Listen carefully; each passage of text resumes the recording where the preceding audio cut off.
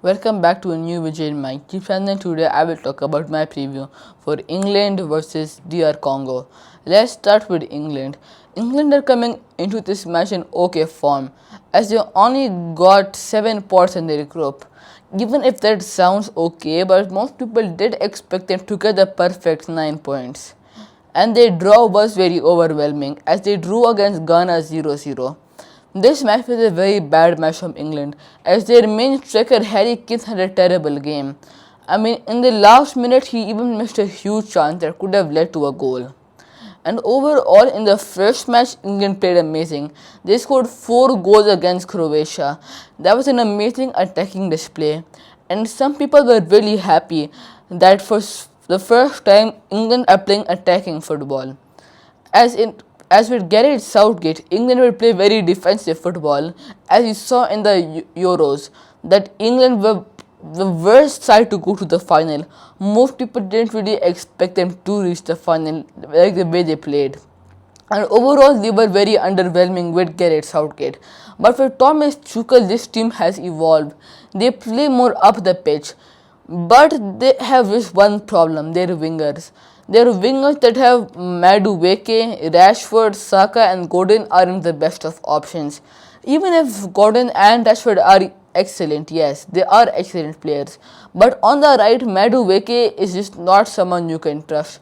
Like they had so many options like Phil Foden or even Cole Palmer they could have picked instead of the likes of Madueke. As what has Madueke really done in this season to that he got picked? He didn't even start for his club Arsenal. That just shows that what kind of a decision really he made, Thomas Tuchel. And Thomas Tuchel's one of his picks at least now makes sense of Jed Spence, as now that the likes of Kwanzaa and these James are injured, now he can utilize someone like Jed Spence who can play in both left back and right back. Now he can go to right back. So some people now do agree with the likes of Jed Spence being in the team. So now most people are pretty happy with Thomas Tuchel. And Thomas Tuchel's tactics have been amazing. Built from the back and mainly keep the ball in midfield. And England's new player Elliot Anderson just got a move to Manchester City, so it's a huge thing for him. £116 million, a record fee too, both for British transfers and for Manchester City themselves.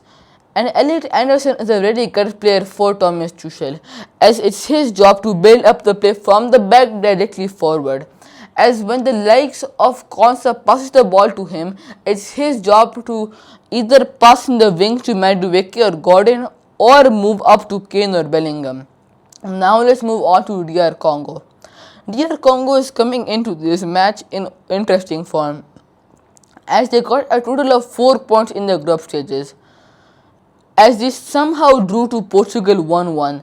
That was the most surprising result of the full group stage for their group, as drawing against Portugal was in no one's list. They really shocked the world how good they were defensively and offensively.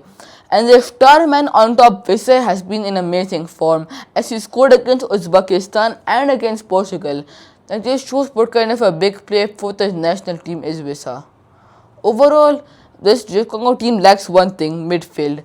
Their attack is pretty good, like Wissa, and their defense is solid, like you saw against the matches of Uzbekistan and Portugal.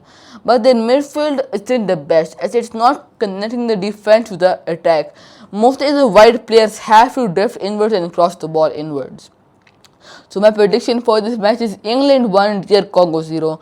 I think England will score just one scrappy goal, as DR Congo's defense is really good. But I won't be shocked if the match score is 1-1 and goes to penalties. Please like, share and subscribe, and if you see any more football content, type in the comments down below. Thank you.